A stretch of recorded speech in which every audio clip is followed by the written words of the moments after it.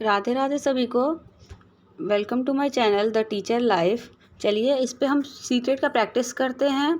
Daily हम CTET की practice set कर रहे हैं। कल हम हिंदी का किए थे, आज से हम सोशल साइंस शुरू करेंगे। चलिए वीडियो शुरू करते हैं।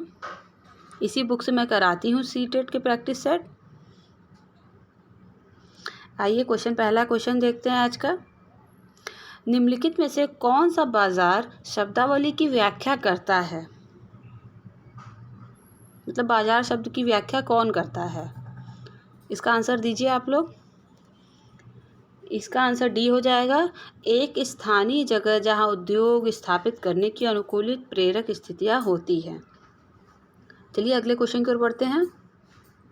आज का हमारा दूसरा प्रश्न ये रहा, निम्नलिखित में से कौन सी प्राथमिक आर्थिक गतिविधि नहीं है? मतलब इकोनॉमिकल फैक्टर किसमें नहीं है? इसका आंसर दीजिए आप लोग।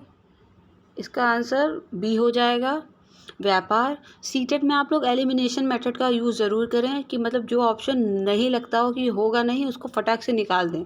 इससे आप लोग क्वेश्चन जल्दी कर लेंगे। अगला क्वेश्चन क्या है? PHC का अर्थ क्या है? PHC का अर्थ आप लोग बताइए क्या होगा? पब्लिक हेल्थ सेंटर होगा। सीटेट में हिंदी और इंग्लिश दोनों में दिया होता है, इसलिए प्रॉब्लम नहीं होती है। इस प्रैक्टिस बुक में हिंदी में है, इसलिए पूरी हिंदी में दिया हुआ है। यदि जून में लंदन में सुबह 10 बजे हैं तो भारतीय मानक समय क्या होगा? दोपहर में। जून मतलब लंदन में सुबह के 10 बज रहे हैं तो इंडिया में क्या टाइमिंग होगा उसका? इसका आंसर देने की कोशिश करिए। इसका आंसर बी हो जाएगा, 3:30 बजे। अगले क्वेश्चन की ओर बढ़ते हैं। अगला क्वेश्चन देखिए, सामाजिक विज्ञान में भी ऐसे पैराग्राफ आते हैं जैसे मैंने कल हिंदी में कराया था, पैसेज, अनसीन पैसेज, वैसे इसमें भी आता है। इसमें भी नंबर बढ़ने के चांसेस होते हैं, इसलिए इसको जल्दी जल्दी पढ़ने की कोशिश करें। और पैराग्राफ से रिलेटेड जो क्वेश्चन दिया हुआ है उसको हमें सॉल्व करना होता है।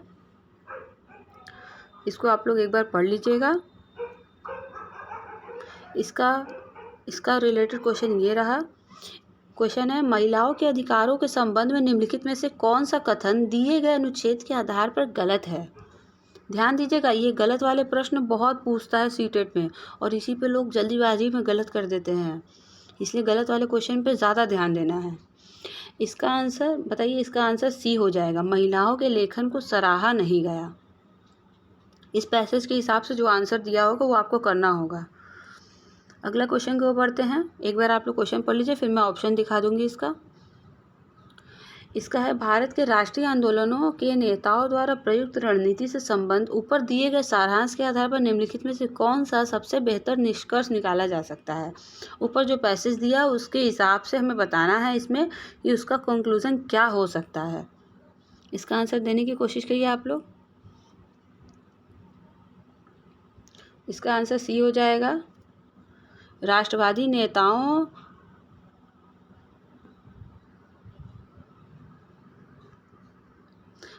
राष्ट्रवादी नेताओं ने महिलाओं को उनके अधिकार दिलवाने के लिए समर्थन मांगा और वादा किया कि स्वतंत्रता के बाद उन्हें वोट देने का अधिकार दिलवाएंगे। अगले क्वेश्चन की ओर बढ़ते हैं। संरचना और व्यवहार की वह प्रणाली जिसमें पुरुष स्त्री पर अपनी प्रधानता दिखाता है, उसे उत्पीड़ित और शोषित करता है, क्या कहलाता है वो? ये होता था पितृसत्तात्मक में, जिसमें मतलब पुरुष प्रधान देश था जब मतलब पुरुषों की ज़्यादा चलती थी, स्त्रियों को दबा दिया जाता था, उन्हें बोलने का भी अधिकार नहीं होता था। अगले क्वेश्चन की ओर बढ़ते हैं। ये आज का हमारा सेकंड लास्ट क्वेश्चन है। इस क्वेश्चन में है कि निम्नलिखित में से कौन सा कथन प्रशस्ति के बारे में गलत है? इसमें देखिए, इसका आंसर डी हो जाएगा, प्रशस्ति में शासक या राजा की उपलब्धियों का वर्णन किया जाता था, मतलब उनकी प्रशंसा की जाती थी।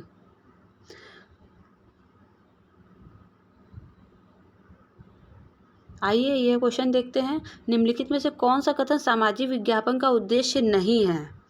इसके आंसर को बताइए। इसका आंसर बी हो जाएगा, व्यक्तिगत वाणिज्यिक लाभ के लिए सामाजिक तंत्र जाल वाली साइटों पर उत्पादों का विज्ञापन देना, मतलब उस पर एडवर्टाइज करना। आज के आखिरी क्वेश्चन की ओर बढ़ते हैं। इसका क्वेश्चन है, 19वीं शताब्दी के दौरान किस विकास के बड़े पैमाने पर सामाजिक रीति रिवाज और व्यवहार के बारे में वाद विवाद और चर्चाओं को सुगम बनाया? इसका आंसर देने की कोशिश करिए। इसका आंसर पत्रिकाएं हो जाएगा।